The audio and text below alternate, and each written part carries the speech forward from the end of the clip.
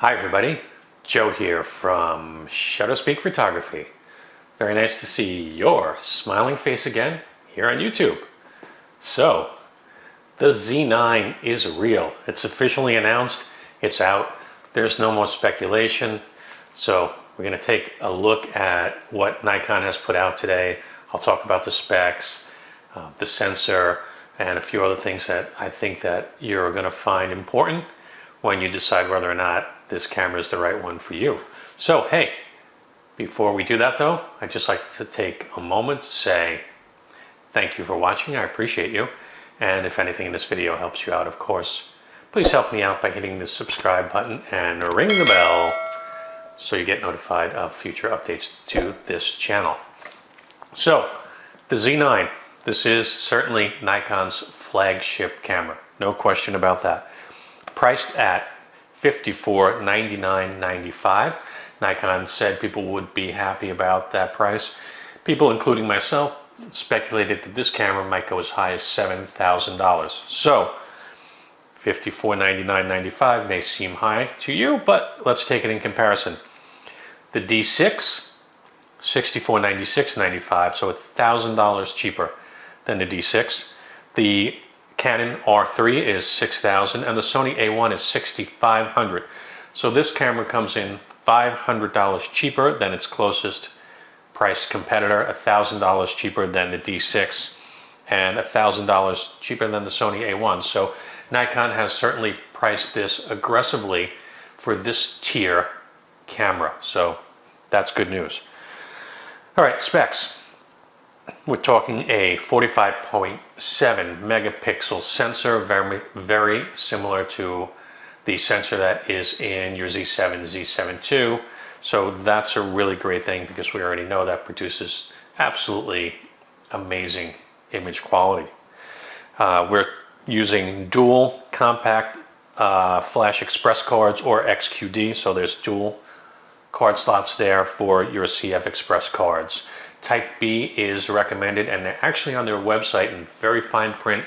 They're talking about a pro-grade CF Express card that's recommended. I believe it has a 1700 megabit per second write speed.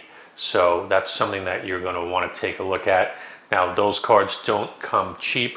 A pair of those cards will cost you somewhere in the $700 range. I think the smallest one that I saw on the B&H website was in the 300 gigabyte range. I forget exactly what it was, but that's going to set you back a little bit for those cards. So base ISO starts at 64, which is fantastic, similar to our Z7. Expandable up to 25,600 natively, and then in the high 1, 2, and 3 modes, we can go all the way up to 102,400.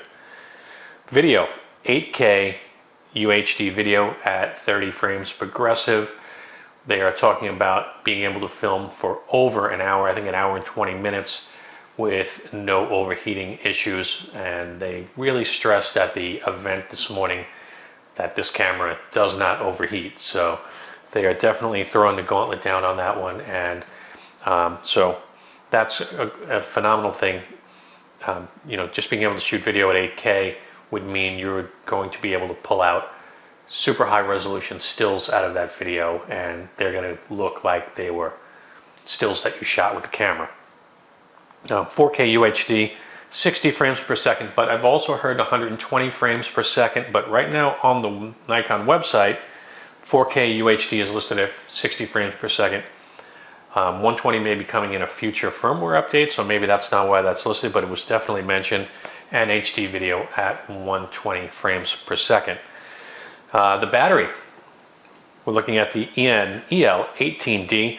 Now this is USB chargeable, and it's rated at 740 shots. The camera weighs 47.3 ounces, so it's about 20% lighter than the Nikon D6, which is a nice thing.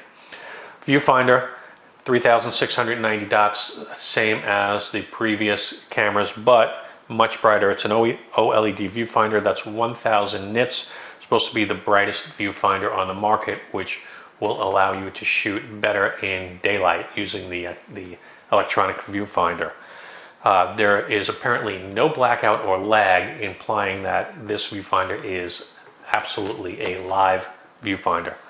And part of that is due to the removal of the shutter in the Z9. We are looking at an all electronic shutter. There is no mechanical shutter in this camera, which means there is no shutter life. Typically, cameras of this nature, D6, D5, whatever, would have about a 100,000 activation life. After that, theoretically, the shutter could start to fail.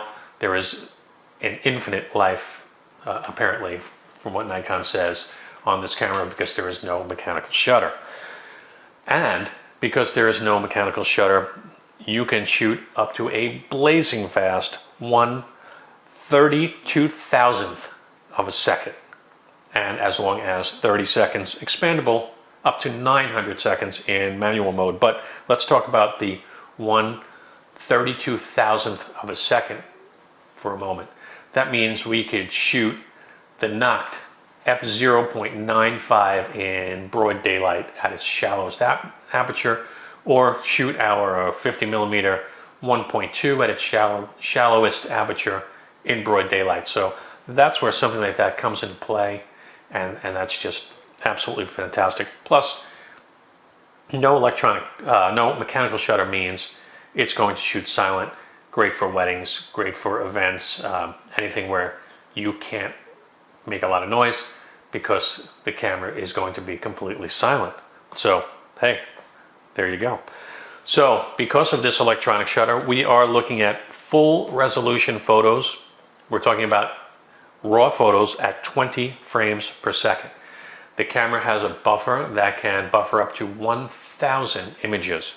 So that is a big win for Nikon there. 20 frames per second raw is definitely exceeding what any other camera manufacturer can do, because generally speaking, when they hit their high numbers, they're either JPEGs or compressed lower resolution raw files. So these are full resolution raw files at 20 frames per second, 30 frames per second if you go to JPEG, and then a blazing 120 frames per second at 11 megapixels. So those are JPEGs. And just to throw it out there, and I really want to touch upon this, 11 megapixel stills are perfect for press work. For press photographers, this is something that you can absolutely use. Don't discount this mode because of its the fact of an 11 megapixel still. 11 megapixel stills, I mean, the D3 was the 12 megapixel, a 12.3 megapixel camera, and the D3S, I'm sorry, D3S, and that was used for professional sports and photojournalism for, you know, for the longest time because it was state of the art at the time. So this is big. It's a hybrid phase detection focusing system. It can focus down to negative 6.5 EVs and up to plus 19. And then there is something called starlight view mode, which can drop its focusing ability down to negative 8.5 EVs. So that's something to look at, and we're going to have to test this starlight view out to see what it is, but it certainly sounds pretty impressive. 493 focus points. There's 3D tracking in video mode, but video mode only. Of course, 5-axis IBIS. Wi-Fi is built into the camera, as well as Ethernet. It's a Wi-Fi 802.11ac. We have a new Xpeed sensor. That's the Xpeed 7 processor. So let's talk about this processor for a minute. Now, Nikon has done something that's very interesting here. Okay, they've used what seems to be a wafer-to-wafer stacked sensor. Now, this is a BSI sensor, so by using a wafer-to-wafer stacked sensor, they've eliminated some of the complexities of getting data from the sensor to the memory bus. So this should speed things up, and it's probably what makes this camera so responsive. They're talking it has a 4 millisecond delay to memory, which would make it the fastest camera in the industry. So, you know, again, you know, we don't actually have a camera in hand, but that does certainly sound impressive and living up to the flagship name that Nikon is giving this camera. And of course, the stacked BSI sensor is, again, similar to what we saw in the Z7, Z7 IIs, And of course, we all know, the quality of the image that comes out of those cameras. As I mentioned, all electronic. There is going to be an 8K 60 progressive video mode that's going to come out in a future firmware. So that does not ship with the camera, but 8K 60 frames progressive will be released in a future firmware update. There are three new dynamic area focus modes. Again, we don't know much about this, but we've seen in the Nikon videos that this camera can track eye focus at a greater distance than previous Nikon cameras. It seems to be super sticky when tracking eyes and faces. It can also track cars, birds, animals. So wildlife photographers are certainly going to love this. The video that Nikon has released of the camera tracking birds is nothing short of outstanding. But again, this is a wait and see till we actually have a camera in hand to really test it. But what we're seeing from Nikon looks incredibly impressive. Okay, it does have base 10 Ethernet, so hardline Ethernet built into this. This is obviously for your studio photographers, press photographers that need to get images out to a wire service as fast as possible. There is GPS built into this camera as well, and two new apps coming out. The NX Mobile Air app that'll help get images off the camera onto your phone, and then it can be sent up through your 5G connection or FTP, and an NX Field app that can control up to 11 remote cameras at a time. Now, a couple of things about this. A lot of these functions like Wi-Fi and the Ethernet being built in are really meant for press photographers, but of course anyone, including yourself, can take advantage of these. But there are some things that are built in, like the ability to star an image, and that ability, once you've starred that image, will put it to the front of the queue. So let's say you were a press photographer, or you shot a picture of a home run and a walk-off home run, and the game is won, and you need that image to get out immediately to your wire service ahead of a bunch of other images that are in your queue. Just hit the star button on it, and you give it a star rating.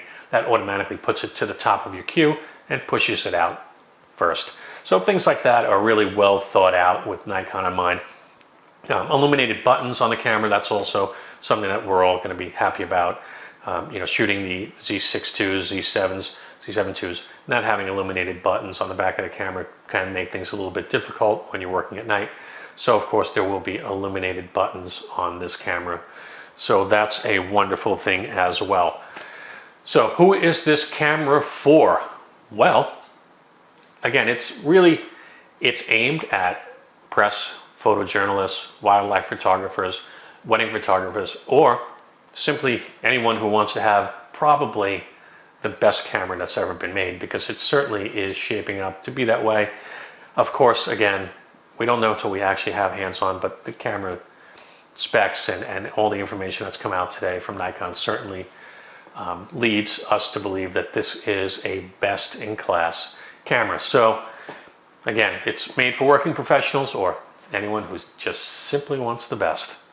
Speaking of the best, by the way, one thing I might want to mention to you is that this camera is probably going to be hard to get. So if you're thinking about getting this camera, go on down to the comments and do me a favor and hit one of those links there. They are affiliate links and they help support the channel, and it doesn't cost you any more, but it does help support me in making these videos for you, and it will get you on that list to get those cameras a little bit sooner. If you are a Nikon Professional Services member, you also can get on their priority list after you place your order. So I would certainly do that as well. That will greatly increase your chances of actually getting one of these cameras anytime soon. All right, so lenses. A couple of lenses that came out today as well. We have a 100 to 400 f4.5 to 5.6 VR lens, priced at a whopping $26.99. There is a development announcement of a 400mm f2.8 TCS VR. TC meaning it will have a built-in teleconverter. Now Nikon tells us that having this built-in teleconverter in this lens will make it a superior shooting experience, because the teleconverter is specifically designed to function with this glass, thus extending its range while maintaining the absolute highest possible quality of your image. That's in development. And then we also have the announcement of the 24 to 120 millimeter f4S lens, priced at a very aggressive $1,099. This looks like the lens that will never come off your camera, folks. I mean, 24 to 120 millimeter range really gives you a super wide shooting range.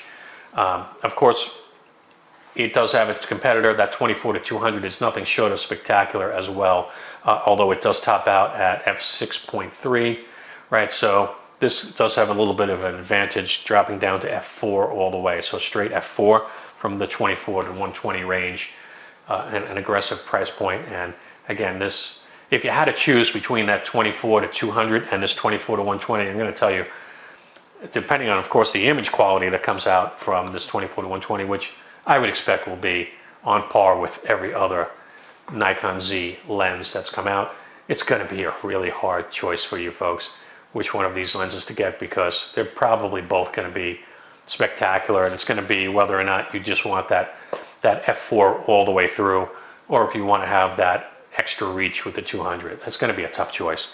And of course, announced also was the FTZ II adapter, removing the bottom little piece that came out there that got in the way of some of the bigger f-mount lenses.